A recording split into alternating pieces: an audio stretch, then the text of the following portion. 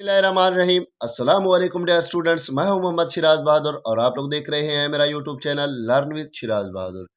चलते हैं टॉपिक की तरफ। टॉपिक है chapter number 3.4 uniform circular motion. अब सबसे पहले हम सर्कुलर मोशन को डिस्कस करते हैं कि सर्कुलर मोशन होती क्या है।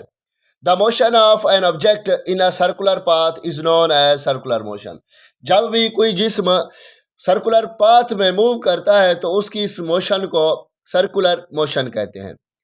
मिसाल के तौर पर जब हम किसी स्ट्रिंग के साथ एक स्टोन को बांध कर टाइट करके घुमाते हैं तो जिस सिमत में जिस डायरेक्शन में मूव करता है उसको सर्कुलर पाथ कहते हैं और वो उसकी मोशन जो होती है वो सर्कुलर मोशन होती है।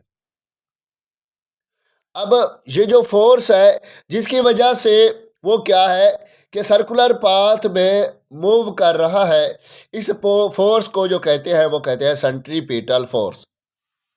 अब सेंट्रीपिटल फोर्स को देखें, it is the force that keep a body moving in a circle, कि वो एक जिस्म को पाबंद करती है कि वो एक सर्कल में मूव करे। इस मोशन को या इस फोर्स को क्या कहते हैं? सेंट्रीपिटल फोर्स कहते हैं।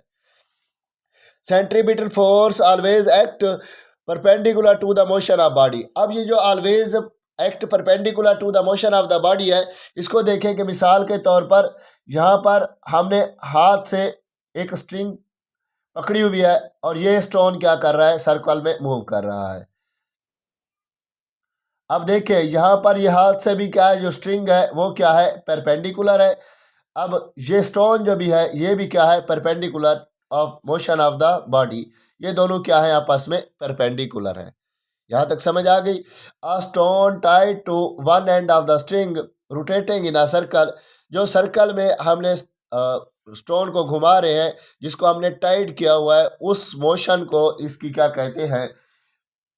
सेंट्रीपिटल फोर्स कहते हैं।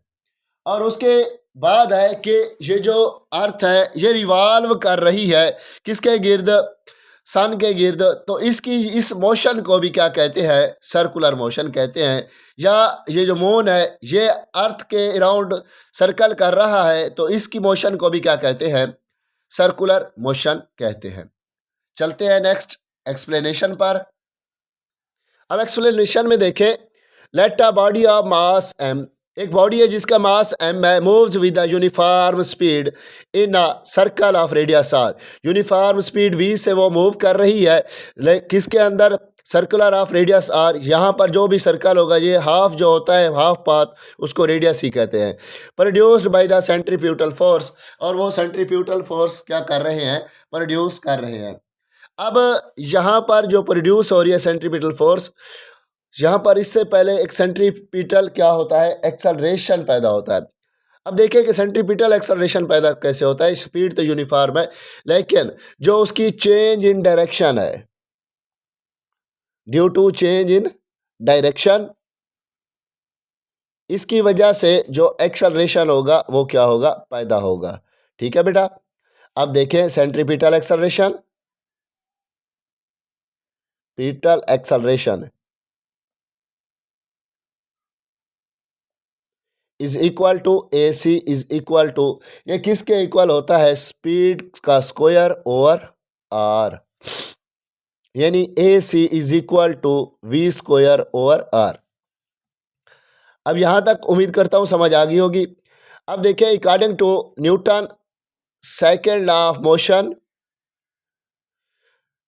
Newton second law of motion के मुताबिक F is equal to M A. अब एम ए की जगह पर एम सी आ जाएगा क्योंकि ये सेंट्रीपिटल एक्सेलरेशन है, एम ए सी। अब F is equal to M, इसको हम इक्वेशन 1 का नाम देते हैं, पुट करते हैं इस वैल्यू के, इसको 2 का नाम दे दें। वी स्क्वायर ओवर आर, यानी F C is equal to M V square over R. यहाँ पर जो सेंट्रीपिटल फोर्स का फार्मूला है ये आ गया है, F C is equal to M V square over R. अब उम्मीद करता हूँ यहाँ तक आपको समझ आ गया होगा कि इंतहाई इम्पोर्टेंट चार्ट है बोर्ड पॉइंट ऑफ व्यू के हवाले से। उसमें आपने सिर्फ सेंट्रीपिटल फोर्स की डेफिनेशन लिखनी है और डायरेक्ट इसका फार्मूला लिख देना है। लेकिन अगर लॉन्ग में आ जाए तो यहाँ से आपने पूरा इसको क्या करना है? लिखना होता है। उसके बाद अब ये जो हम फोर्स लगा रहे हैं, यहाँ पर उसका कोई ना कोई एक्शन है, अब बदले में उसका कोई ना कोई रिएक्शन तो होना चाहिए। अब वो रिएक्शन क्या होगा? मिसाल के तौर पर अब हम स्ट्रिंग को बार बार घुमा रहे हैं, तो स्ट्रिंग के ऊपर जो पत्थर लगा हुआ घूम रहा है, तो स्ट्रिंग के अंदर एक्शन तो हम दे रहे हैं, बदले में जो रिएक्शन होगा, जैसे रस्सी टूटेगी तो वो एज अ रिएक्शन एक और सिमत में स्टोन क्या करेगा, मूव करेगा। उस रिएक्शन को क्या कहते हैं? Centrifugal force. According to Newton third law of motion, there exists a reaction of the centripetal force, यानी सेंट्रीपिटल फोर्स का एक रिएक्शन एग्जिस्ट होता है, centripetal reaction that pull the string outward in the same time called the centrifugal force. ये जो reaction होता है ये पुल करता है रस्सी को अपनी तरफ आउटवर्ड बैरूनी सतह से, इन द सम टाइम कुछ वक्त के कभी कभी कुछ वक्त, तो उसको कहते हैं सेंट्रीफ्यूगल फोर्स। अब ये है banking of road. Banking of road क्या होता है कि जब आप देखे हुए कि कहीं पर टर्न होता है तो रोड थोड़ा सा टेढ़ा होता है, एक साइड उसकी ऊंची होती है, दूसरी साइड क्या होती है उसकी थोड़ी सी गहराई में होती है। तो देखें, it means that the outer as of the road is raised, यानी उसका बैरूनी किनारा जो होगा वो रेज्ड होगा, उभरा हुआ होगा। अब उस आउटर एज को देखें कि ये जो उभरा हुआ होता है ये किस लिए होता है। मिसाल के तौर पर अगर वहाँ पर फ्रिक्शन कम हो जाए, एकदम जो से बंदा टर्न करता है वहाँ पर फ्रिक्शन क्या हो जाती है, कम हो जाती है। फ्रिक्शन के कम होने से वहाँ पर स्केडिंग का ख़तरा क्या हो जाता है, ज़्यादा हो जाता है। वहाँ पर अगर वेट रोड हो तो बिल्कुल ही फ्रिक्शन नहीं होती, इसलिए क्या होती है, गाड़ी स्लिप कर जाती है। It provides necessary centripetal force, इसका जो मकसद है ये नेसेसरी सेंट्रीपिटल फोर्स प्रोवाइड करता है। उसके बाद it present skidding of vehicles, और इट प्रिवेंट्स